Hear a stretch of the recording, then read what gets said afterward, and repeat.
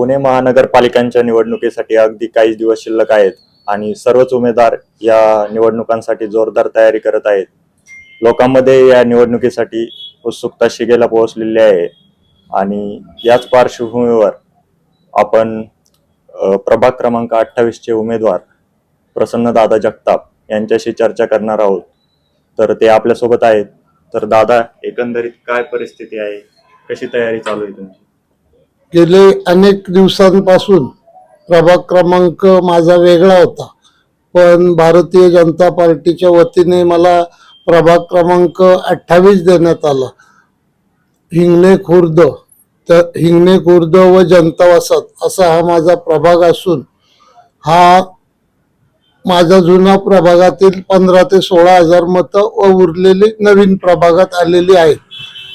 तरी माझं पहिल्यापासून पुणे महानगरपालिकेत उपमहापौर असल्यापासून माझं दांडेकर पूल ते सिंहगड रोड पूर्ण परिसर याच्याकडे लक्ष होतं.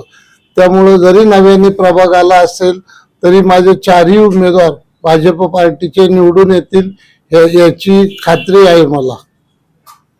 2007 पासून तुम्ही नगरसेवक राहिलेला आहेत आणि अनेक विकास कामं केलेले आहेत. तर यावर्षी कोणते नवीन मुद्दे घेऊन तुम्ही सामोरे जाणार आहात? देशाचे मुख्य भाजपचे आमचे पंतप्रधान माननीय मोदी साहेब, त्याचबरोबर देवाभाऊ देवेंद्रजी फडणवीस, महाराष्ट्राचं नेतृत्व यांनी जो 9-10 वर्षामध्ये भारत प्रगतीपथावर आणलेला आहे, तोच आम्ही त्यांचा अजिंठा डोळ्यासमोर ठेवून तेच कामं आम्ही त्यांची मार्गी लावणार व भागातील विकास हा गेले 50 वर्षात जो झालेला नाही तसा त्यांनी 9-10 वर्षात केला, तसा आम्ही येणाऱ्या 5 वर्षात संपूर्ण प्रभागाचा कायापालट करणार आहोत. 28 आहे जनता वसाहत हिंगणे खुर्द या प्रभागात स्लम एरिया साधारणतः 35% स्लम एरिया आहे. परंतु माझी शाळा दांडेकर पुलावर बाल विकास मंदिर असल्यामुळे मी या प्रभागाला लहानपणापासून जोडलेला आहे.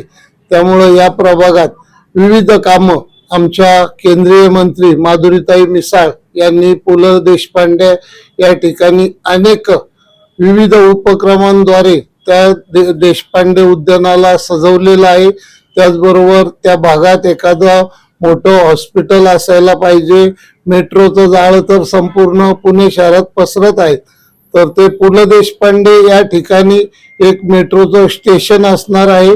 म्हणजे सिंहगड रोड पु ल देशपांडे आणि पु ल देशपांडे स्वारगेट असा जो मेट्रोचा महामार्ग केलेला आहे, त्यामुळे सिंहगड रोड भाग हा संपूर्ण पुणे शहराला जोडला जाईल.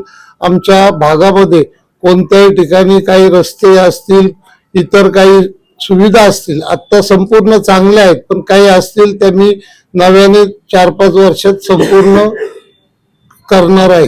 तर प्रसन्नदादा जगताप हे आज आपल्यासोबत होते आणि रस्त्याची कामे असतील, गार्डनची कामे असतील किंवा पुलाचं काम असेल सिंहगड रोडवरील, ही सर्व कामे त्यांनी केलेली आहेत आणि येणाऱ्या निवडणुकीत प्रचंड बहुमताने विजय होईल असा आत्मविश्वास त्यांनी दाखवलेला आहे.